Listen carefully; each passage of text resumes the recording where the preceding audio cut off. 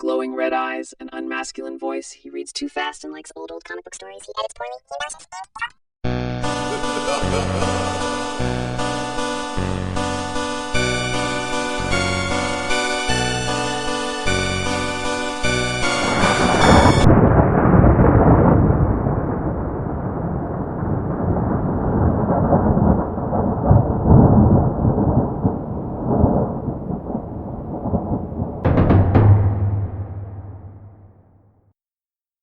The introduction of this prized story tells us, in a crypt, deep beneath the chapel of the Killough Heath Castle, in Leinster, Ireland, lies a company of dead Plantagenet knights, in full body armor, just as they were placed centuries ago.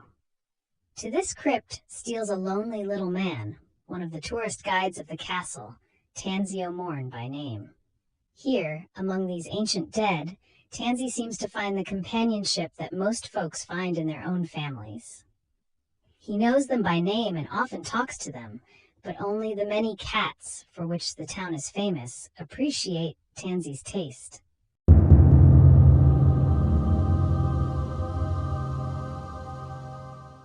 Hello, and welcome to this episode of Murder Incorporated.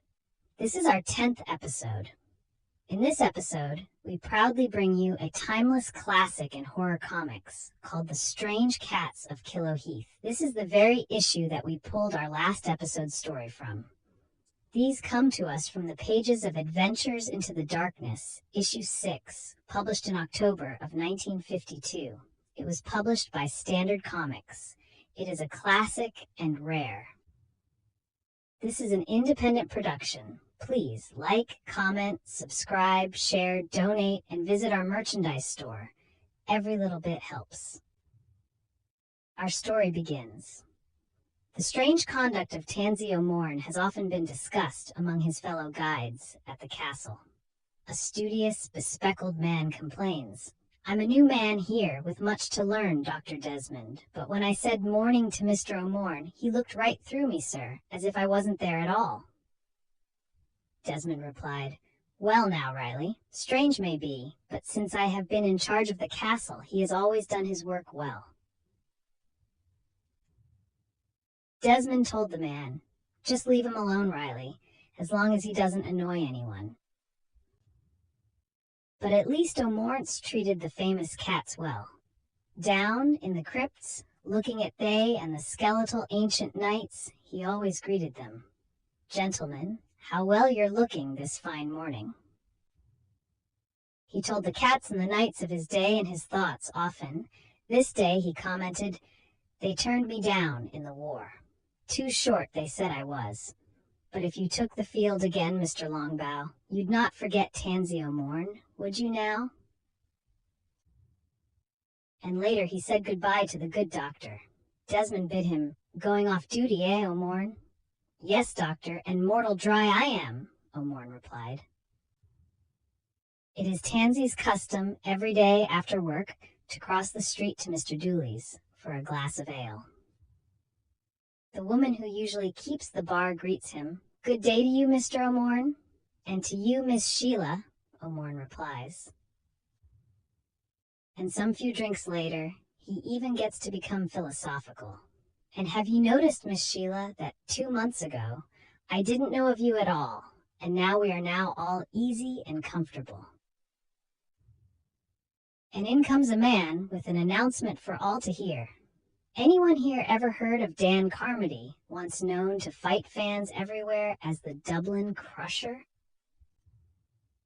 Sheila answered him, "No, and why should they?"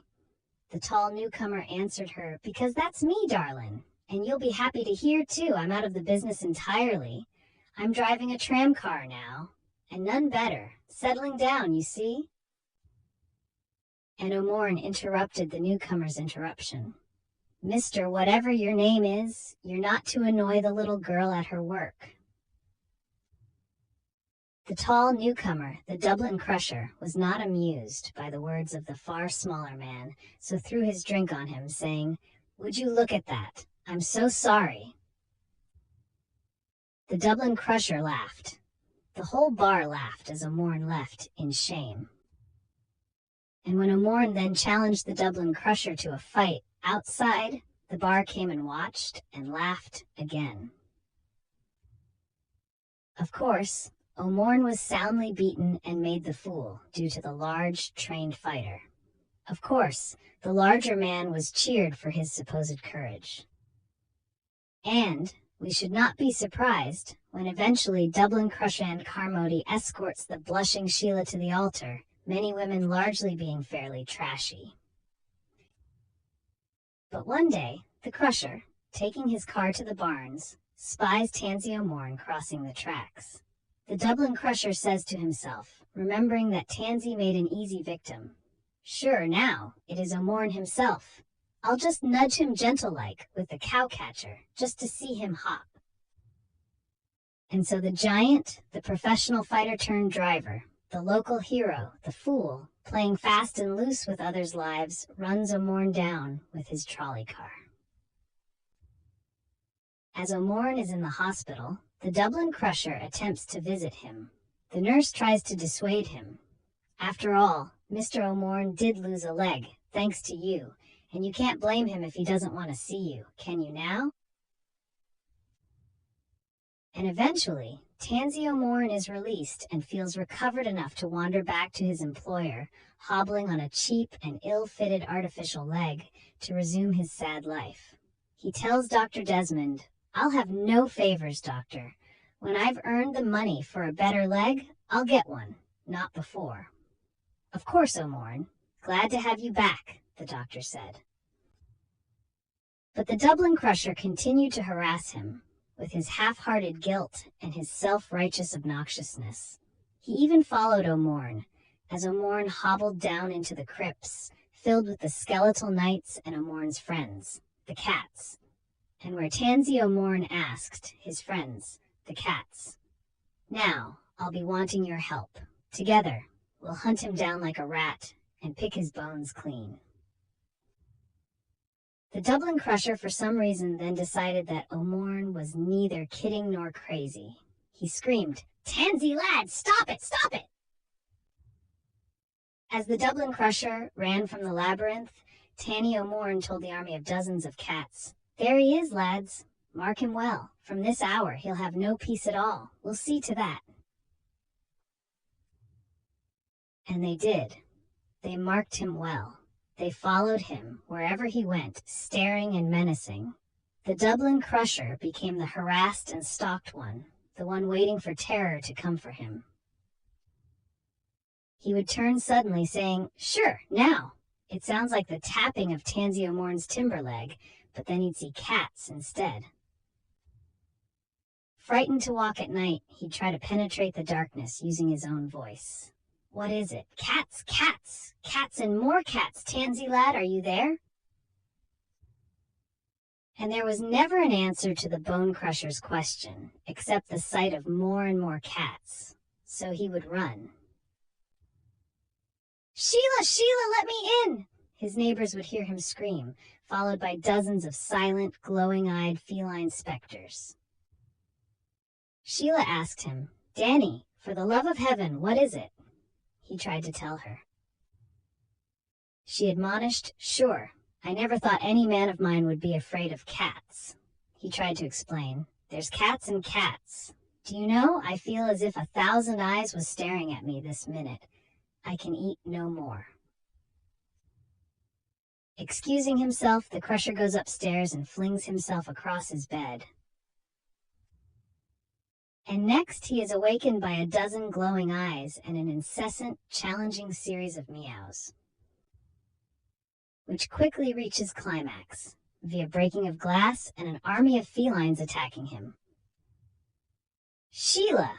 The Dublin Crusher, Dan Carmody, screams as he runs down the stair with the kittens hot on his trail. His last words were rather philosophical. Sure seemed to be fighting according to a plan. Someone's giving them orders. And then his throat was bitten apart. Surrounded by cats, with her vile husband dead on the floor, a pair of scissors held as a knife in her hand, she screams, "Help! If only I can get to the door." And eventually she did. And Tansy O'Morn happened to be walking past. He greeted her. "A fine evening, Sheila. A fine evening entirely."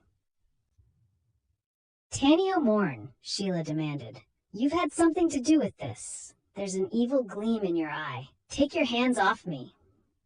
"This last," she'd screamed as he caught her hands. She'd been hitting him. "Help, police," she screamed too. And so Tansy ran away laboriously on his good leg and on his painful artificial one. Sheila said as a policeman arrived, "Let him go, Constable. We must see to my husband." Stepping into the house, Sheila and the constable were aghast. There was not a cat in sight.